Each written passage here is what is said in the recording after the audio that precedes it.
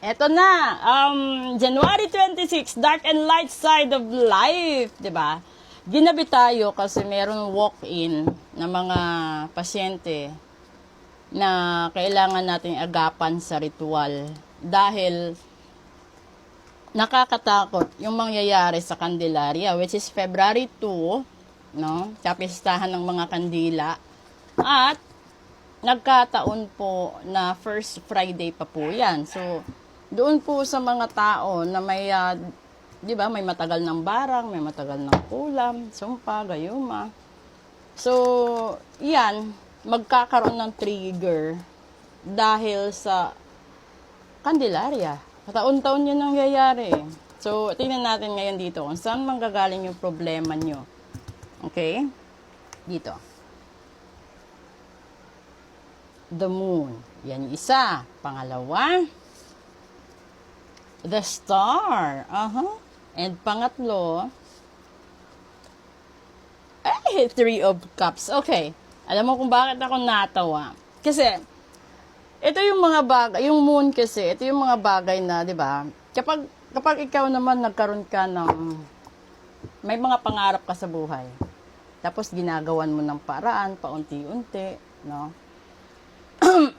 Sa bawat paglipas ng buwan, taon, nagkakaroon ka ng mga maliliit na tagumpay, no? Nagkakaroon ka ng pag-asa na matutupad mo lahat yung mga pinapangarap mo, yung lahat na gusto mo mangyari para sa sarili mo, sa pamilya mo, di ba? At saka, nung panahon na paunti-unti ka nang nakaka-recover, dito ka nagkaroon ng stagnation, yung ini-enjoy mo, yung pagkakataon. Kasi siyempre, may mga tao na hindi naman nila naranasan yan nung kabataan nila. So, yung ginawa nila is, nung time na nagkaroon na sila ng pagkakataong mabili, matikman, kung ano man yung gusto nilang bilhin, makapunta sa mga lugar na hindi nila kayang puntahan dati, nag-i-enjoy sila. And then, yun yung dahilan ng problema. Yung ini-enjoy nila at hindi pa sila nandoon sa tuktok, nasa gitna pa lang yan. So, tignan natin dito. O, diba? This is the 10 of Pentacles. And then, this is the 10 of Wands. And, the Queen of Swords. O, yan, diba? Totoo naman.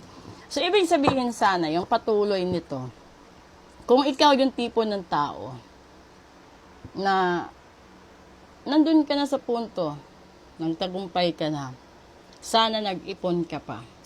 Sana iningatan mo pa.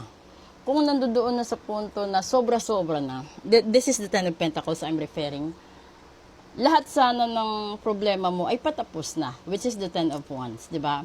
Ito yung mga problema na ilang taon, ilang dekada din, na iniinda ng buong pamilya. Yung isa doon, yung minsan yung iba wala ng bahay, yung iba nakikitara sa bahay ng iba, meron namang bahay, sira ang bubong, kulang yung ibang parte ng bahay, di ba? So, kung sana hindi ka dito natigil, no, hindi ka dito sa, kasi ito yung punto na ano doon yung wants and needs. So, nakalimutan mo na yung unang mong pinaghirapan dahil sa needs mo at hindi sa wants mo. Sana, kung tinapos mo muna, sukdulan, no, yung mga bagay na dapat mong tapusin, lahat ng needs na dapat mong magkaroon, di ba? Pati yung mga problema mo sana, tinapos mo. Kasi pagdating mo dito sa Queen of Swords, ito na yung mastery. So, ibig sabihin, ito na yung bagay na kahit siguro sabihin ng ibang tao na magkakaroon ka pa rin ng problema, oo. Kasi habang nabubuhay tayo, may problema lagi yan. Pero, andun sa mastery, para bang alam mo na kung ano yung solusyon para dyan, ano gagawin mo para dyan, di ba? Kasi nakapag-imbak ka na eh. Meron ka ng mga reserve na pagkain, reserve na savings, nakatulong ka na sa mga kapatid at mga magulang mo. Ando doon na sa punto na nakapagbayad ka na lahat-lahat ng bills mo on time, nakabayad ka sa lahat-lahat ng mga utang mo, And then if you still have loans sa bahay, sa kung ano-anong mga loans, at least paid na, 'di ba? And then kasi pag lahat 'yan bayad, no? At tapos meron kang mga parte ng buhay mo na naka-reserve na. Andun na yung savings mo for your future, educational plans, health plans, memorial plans, etc. Whatever na bagay na pwede mong ipunin, no? Para sa future mo. That means na assured ka na. So if ever na may dumating man na problema, hindi na katulad ng dati na lalabas ka, maghahanap ka kung saan ka mangungutang, saan ka hihingi, kanino ka makikikain, kanino ka makikitulog, di ba? Ganon yun. So, balikan nyo uli kung saan kayo nanggaling. Kasi merong, di ba kahit dito sa TikTok, makikita natin, meron pang mga bata na hindi pa nakakapasok kasi walang baon, walang kakainin sa bahay, walang pamasahe, etc. Andun yun eh. Tapos kahit nga guro, di ba? Kung nakikita ninyo, guro na siya pero hindi siya makabili ng pares na sapatos dahil yung sahod niya andoon nakasustain sa medical needs ng asawa niya. So kung isa kayo sa mga sitwasyon na may ganyan, di ba yung punto doon is magtulungan lang kayo para maiahon ang buong pamilya sa kahirapan. Hindi naman ibig sabihin na iahon mo ng todo-todo. Iahon mo sa kung saan yung maximize na target na kaya ninyong magkakapatid o kaya ninyong buong pamilya. Kasi yung kasiyahan wala naman sa dami ng yaman eh. Yung kasiyahan is ando doon sa pagbibigayan ninyo, pag-iintindihan, di ba? Yung respeto. Maliban sa love, yung respeto. Kasi minsan, yung mga bagay na gusto natin ibigay sa magulang natin bilang anak, hindi natin mabibili. May mga bagay din yung magulang na gusto nilang iregalo sa mga anak nila sa kaarawan, hindi rin nila maibigay. Ganon lahat yun. Kung sa relasyon naman din ilalagay, hindi lahat naghihiwalay sa third party. Merong iba, naghihiwalay dahil sa kalusugan, namatay yung isa. Yung iba naman naghihiwalay dahil sa utang ng pera o utang na kung ano-ano.